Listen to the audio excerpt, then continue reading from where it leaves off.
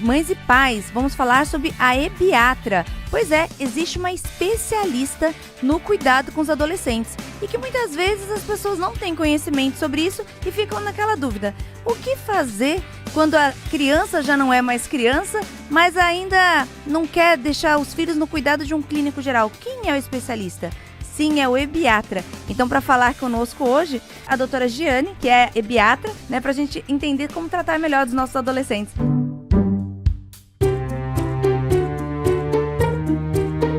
A doutora é médica pediatra, mas fez uma especialização em medicina do adolescente, né? Por que você percebeu a necessidade, né, de ir para essa área da adolescência também?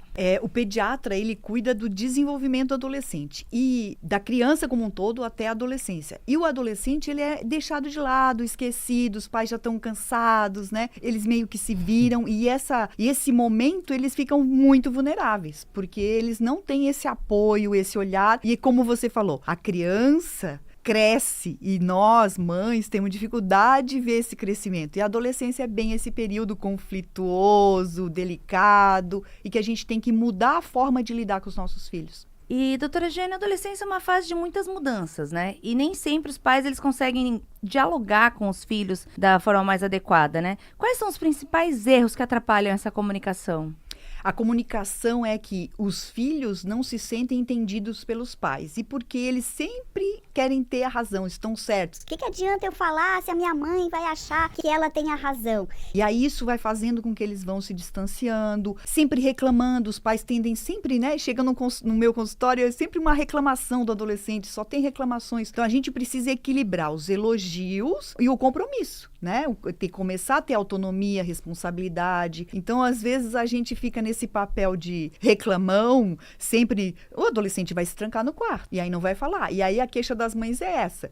Ele não se abre comigo, doutora. Não se abre porque ele não tem essa abertura dos pais e a gente não se dá conta que a forma como a gente fala faz toda a diferença, né? E esse jeito de falar é que a gente precisa mudar e é onde eu entro, né, com o meu trabalho, com a medicina do adolescente. A gente olha muito para essas questões emocionais, de comunicação, de relacionamento. E, doutora Giane, um dos assuntos que muitas vezes é de dificuldade para os pais abordarem é a questão da sexualidade. Como a doutora indica que esse assunto seja tratado com os adolescentes de uma forma madura e que faça com que os adolescentes conversem com os pais e que não se sintam invadidos? Esse é o grande medo, né, de falar sobre esse tema e a gente está invadindo, até nós profissionais, eu ensino alunos, eu dou aula e eles vêm com essa mesma pergunta. Mas, na verdade, é um tema que a gente não fala com naturalidade, existe muito tabu. E aí, o que acontece?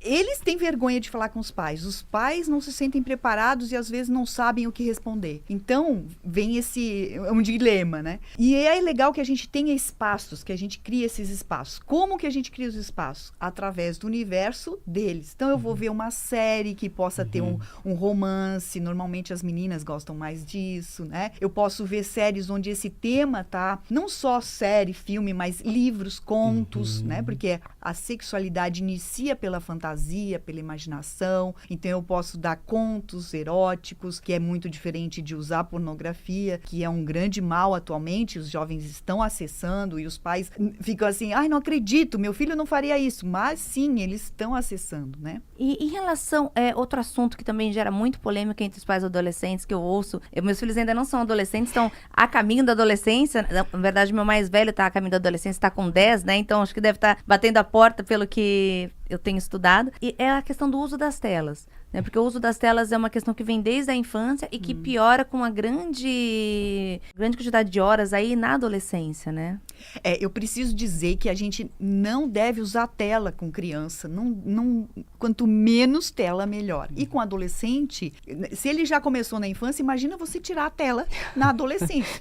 É quase uma missão impossível, né? Mas a gente precisa, sim, eu gosto de dizer assim para os meus pacientes, quem vai no consultório, quem deu o celular? Quem é o dono do celular? São os pais, não é o adolescente. Você emprestou para que ele use. Então, existe uma negociação aí, porque é você que está permitindo, são os pais que permitem. Então, como é que você vai querer que o adolescente tenha esse controle do uso se é um aparelho feito para estimular o cérebro de uma maneira que ele sinta prazer? naquilo. Então, como é que você vai deixar... Ai, deu 1 hora, agora eu vou parar. Não tem como você dar na mão do seu filho. Ele não tem essa responsabilidade. A responsabilidade continua sendo dos pais, que foram as pessoas que proporcionaram o celular. E tem que ficar muito claro essa negociação quando dá o celular, sabe? E existe monitorar, uma idade Existe, correta para se... A gente tenta, né? O que a literatura mais fala, o difundido, é que a gente espere até os 18 anos. Isso é a realidade americana, o que eles tentam. Mas no Brasil, a gente tem falado em torno dos 16 anos. Só que é irreal, é que nem a bebida. Só pode beber depois dos 18. E a gente sabe que eles entram em contato com a bebida antes dos 14 anos. Então, o celular, a gente diria ali, por volta dos 12 anos, que é quando tá na fase inicial da adolescência.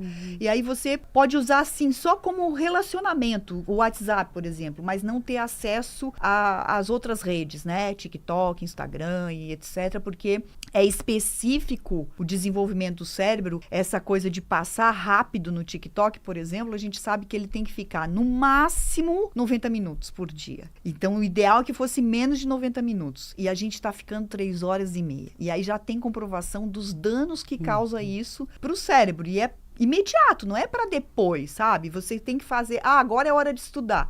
Mas ele ficou ali 1h30 no TikTok, ele não vai conseguir fazer com que o cérebro dele consiga fazer essa atividade.